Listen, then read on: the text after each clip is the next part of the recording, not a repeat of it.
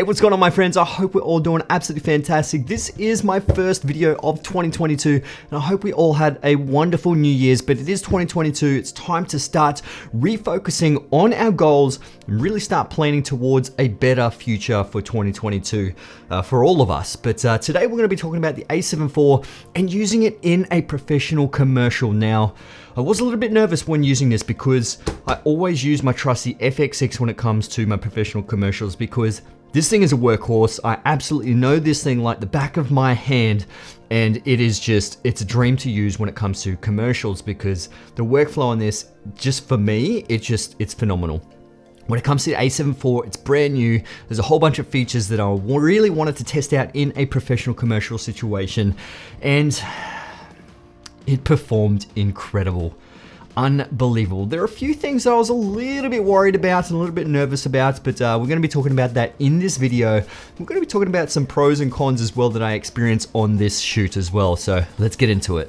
So with this commercial is really interesting because there are 4 indoor scenes and 2 outdoor scenes. So the outdoor scenes was the one that I was getting a little bit worried about, mainly because of the weather at the moment in Australia has been pretty horrible. It's been really rainy because it is summer. It's kind of like the whole rainy season. And yeah, blue skies is what you want to go for when it comes to commercials. Unfortunately, didn't get blue skies, but it didn't really rain as much. So it did start to spit a little bit, which I was getting a bit worried because I had a whole bunch of lights outside and obviously the camera setup as well. But overheating was one of the issues that I was going to be talking about today, but experienced none.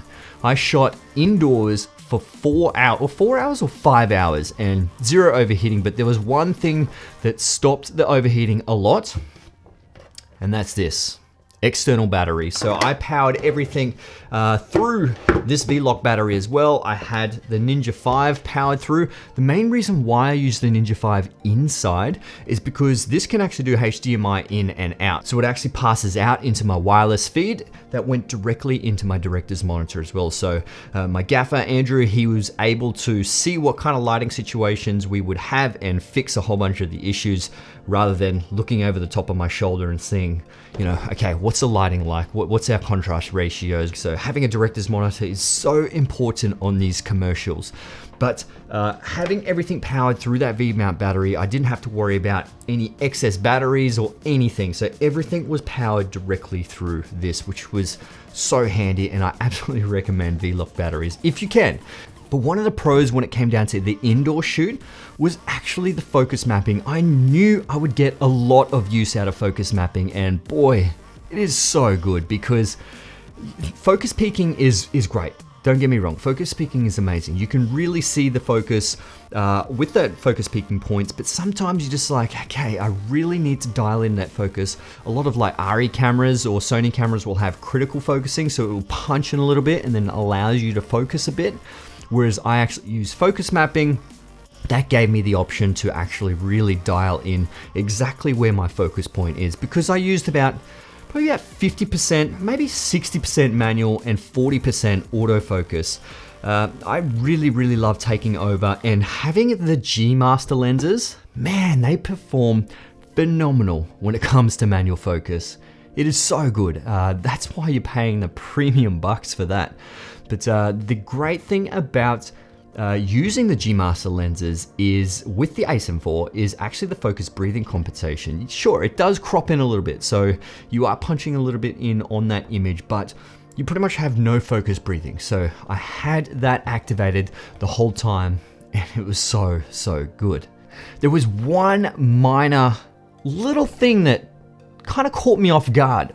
It was actually the hero shot, and it came to the size of the room. With my hero shots, I generally chuck it in 50 frames and slow it down a little bit because I'm generally tracking to the side, left or right, and I've got the subject in the background doing something with their hands or whatever, moving around, and slow motion looks quite nice, and obviously you get nice stable shots. And the subject, the product, is in the foreground. Now, having the 4K 50, it does have that 1.5 times crop, and I was using the 35 G Master, so that cropped in a little bit and gave me, you know, roughly a 50mm equivalent lens. It's just too close.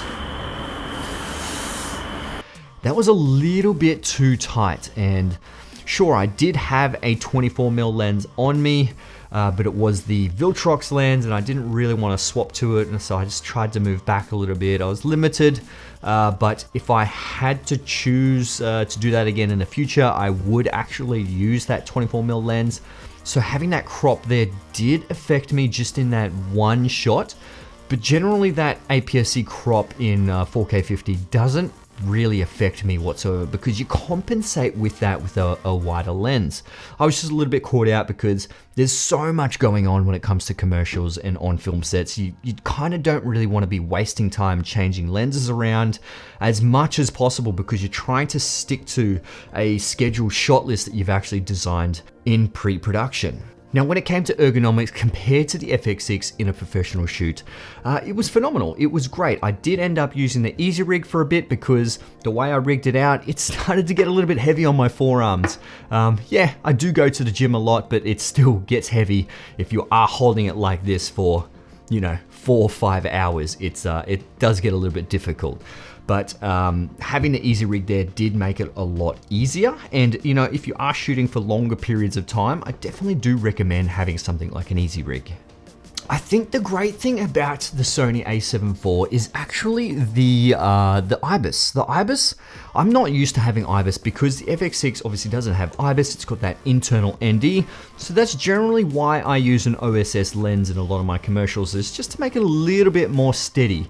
And if I do end up using primes, that's when I'll go the Easy Rig or even the RE Trinity sort of style setup by Digital Photo. But when it comes down to IBIS, this thing was absolutely buttery smooth. Like, I usually do a lot of tracking left, tracking right shots, or even dolly in and dolly out.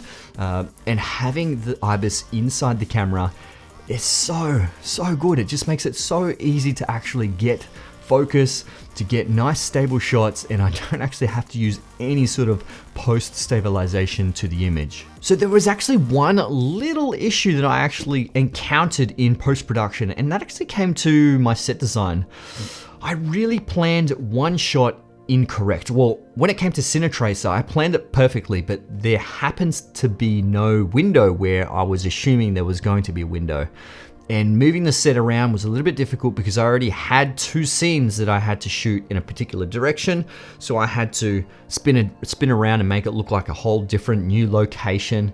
And I shot against a white wall, which I never do, and I do not recommend. I brought 3M stickers, so I actually stuck a piece of artwork that was in the bedroom up on top of the wall, so it would be right there, cover that wall. But when I framed up my shot, it was just out of frame, so that killed me. And I tried to not use some of those wide shots in there because it just didn't look nice. I really personally didn't like it, but that came down to me and my set design. I was limited. There was no greenery, no green plants. This hotel room was absolutely basic, but yeah. So anyway guys, that was a pretty basic video today. I just wanted to share my thoughts on how it actually performed in a professional situation and in one of the commercials that I just recently shot.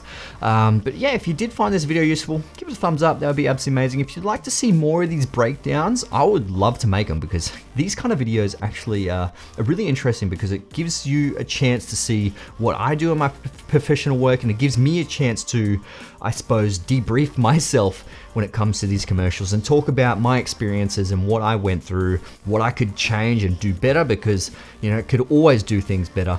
But anyway guys, I hope you have a fabulous 2022, and yeah, I'll see you guys in the next one. All right, let's get it.